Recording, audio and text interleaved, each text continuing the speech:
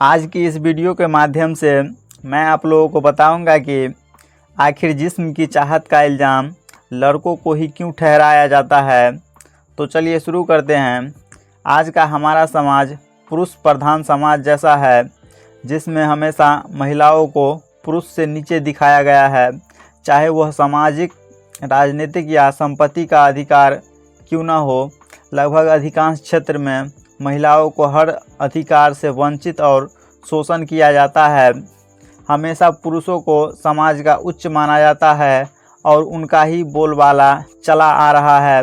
अगर आप भी बातों को ध्यान से सुनते होंगे तो देखते होंगे कि आज भी कोई हमें बुलाता है या उन्हें हम लोगों से कोई जानकारी प्राप्त करनी होती है तो वह हमारे पिता के नाम से ही पहचानते हैं और हमें वह पूछते भी हैं सबसे पहले कि तुम्हारे पिता का नाम क्या है, और हम जवाब देते हैं। जैसे किसी गांव से दूसरे गांव शादी के लिए अगर किसी लड़का या लड़की देखने के लिए जाता है तो पूछने वाले हमेशा पिता का ही नाम पूछते हैं। अगर पिता का देहांत हो गया हो तो फिर हम स्वर्गीय लगाकर पिता के ही नाम से जाने पहचाने जाते हैं। यहाँ हम लोग माँ के नाम से भी पहचाने जा सकते हैं, क्योंकि एक बच्चे पर जितना अधिकार उनके पिता का होता है उतना ही अधिकार उनके माता का भी होता है। लेकिन ऐसा नहीं होता, वहाँ माँ का नाम कभी नहीं आता। और भी ऐसे कई अधिकार है जिसमें महिलाओं को पीछे रखा गया है। सामाजिक और कानूनी तरीक़ों से संपत्ति के अधिकार में भी सिर्फ पुरुषों को ही शामिल किया गया है। इसमें भी महिला को उनके अधिकार को छीना गया है। इस अधिकार में भी अगर देखा जाए तो जितना अधिकार पुरुष जाति का है उतना ही अधिकार महिला जाति का भी, क्योंकि माता पिता के नज़र में बेटी बेटा के प्रति प्यार सम्मान एक जैसा है। जैसे उनके लिए एक बेटा है वैसे ही एक बेटी भी, तो उनके संपत्ति में भी बराबर का अधिकार होना चाहिए। लेकिन इसमें भी महिला को उनके अधिकार नहीं मिल पाता। इसी तरह बहुत से सामाजिक और कानूनी तरीके से समाज में पुरुष जाति से प्रति महिला जाति का एक अलग पहचान बन जाता है और उनके समाज में एक अलग रंग रूप दिखाई देता है कि स्त्री माता का रूप है। स्त्री हमें जीवन जीने की कला सिखाती है।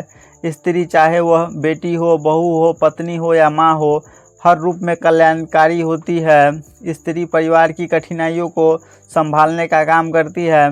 स्त्री से हमारा शरीर बनता है और हम इस दुनिया में आते हैं।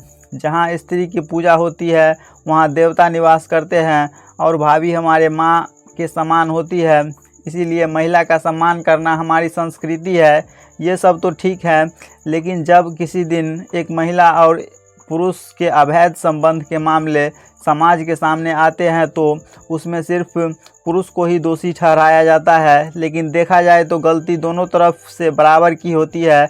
अवैध संबंध में जितना जिम्मेदार एक पुरुष का होता है उतना ही जिम्मेदार एक महिला भी होती है। जितनी ज़रूरत एक पुरुष को होती है उतनी ही ज़रूरत एक महिला को भी।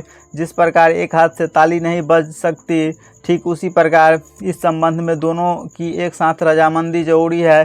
किसी एक की नामंजूरी होने से यह संबंध होना संभव नहीं है। जब इस संबंध के दोनों एक समान जिम्मेदार है तो दोषी सिर्फ एक को ही क्यों ठहराया जाता है? इसका कारण है वही जो एक महिला की पहचान उस समाज में कानूनी तौर पर दी गई हो और समाज में उसका एक अलग रंग रूप बनी हो। जो समाज कभी यह मानने को तैयार ही नहीं होते कि एक स्त्री इस संबंध का भी जिम्मेदार हो सकती है। इस प्रकार के जितने भी मामले होते हैं उसमें अधिकांश दोषी पुरुष को ही ठहराया जाता है।